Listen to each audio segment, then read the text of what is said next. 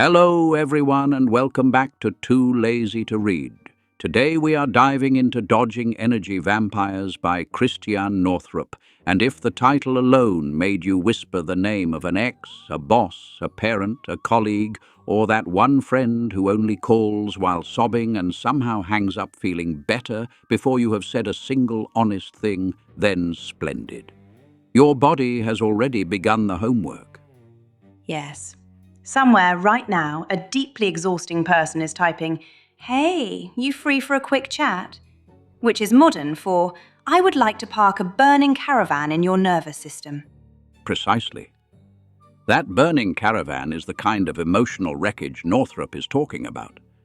Northrup's central idea is that a lot of people who feel drained, guilty, unwell, confused, over-responsible, and weirdly ashamed are not just unlucky. In her view, many of them are empaths caught in relationships with what she calls energy vampires. Which sounds gothic, but the book is not mainly about lads in capes.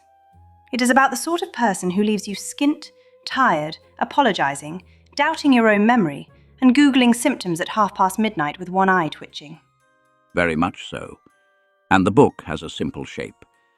Part 1 says, learn the pattern. Part 2 says, heal from the pattern. First, identify the emotional mugging. Then stop volunteering as the cash machine. And a quick note before we go further. We're explaining Northrup's book, not handing out medical advice in candlelight. Some of her health claims, spiritual claims, and the vaccine bits are controversial. So keep your doctor, keep your therapist, keep whatever sane professional support you have, and do not make major health decisions because two British voices mentioned the thymus. Exactly. We are discussing her framework. Not opening a haunted branch surgery. Though I would attend a haunted branch surgery. Depends how good the tea is. Oh, absolutely. Tea first, diagnosis second. So Northrup opens by saying this book grew out of decades in women's health and out of her own life. She kept seeing patients who looked fine on paper. They ate well, exercised, held jobs, raised families, did all the right things. Yet somehow they were still wrecked. And when she looked closer, she often found another person right in the middle of the mess, steadily draining the life out of them. Which is very relatable. Plenty of people are one, "How was your weekend?" away from bursting into tears and saying, "Fine, except for Darren, who is somehow ruining my pancreas." Exactly. In Northrup's model, Darren is not just a nuisance, he is a clue. In her model, the drained ones are often empaths, not merely kind people, not merely thoughtful. Empaths, in her language, do not just notice pain. They absorb it. They walk into a room and do not merely sense the mood. They download the whole cursed file.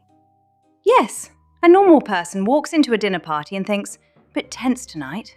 An empath walks in and immediately knows 3 people are divorcing, 1 is lying about money, and an aunt in a lilac blouse is suppressing 40 years of rage with tiramisu. Yes, and somehow the empath will know it all began in 1998, when Uncle Brian said the tiramisu was a bit wet, and no one in that family has known peace since. Anyways, the energy vampires, in Northrup's view, feed off exactly that kind of person. They prey on kindness, openness, loyalty, hope, patience, and the tragic human tendency to think, if I love harder, surely this lunatic will become reasonable. A sentence which has launched 1,000 miserable marriages and at least 6 podcasts. Yes, and chapter 1 is where she explains why that sentence feels so believable. And chapter 1 is called A Highly Sensitive Soul, and she starts with the basic feeling, you suspect a relationship is off. It could be a spouse, parent, sibling, child, colleague, friend, anyone. You may even care about them deeply. But every time you're with them, you come away tired, foggy, edgy, or somehow less yourself. Like your battery has been stolen by a person wearing your favorite perfume. Exactly.